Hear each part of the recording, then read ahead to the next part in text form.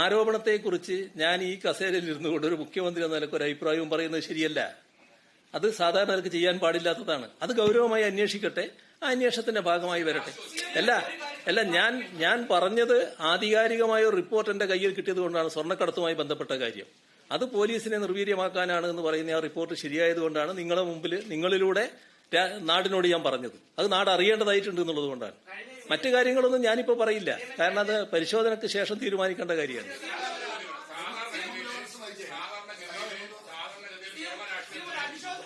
അല്ല ഞാൻ പറയും.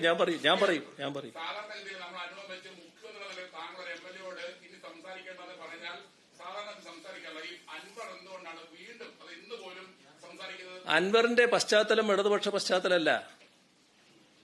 അൻവർ വന്ന വഴിയുണ്ട്. അൻവർ വന്ന വഴി കോൺഗ്രസിന്റെ വഴിയാണ്. അവിടെ നിന്ന് ഇങ്ങോട്ട് വന്നതാണ്. നിങ്ങൾ വേണ്ടാത്ത വ്യാഖ്യാനത്തിനൊന്നും പുറപ്പെടണ്ട.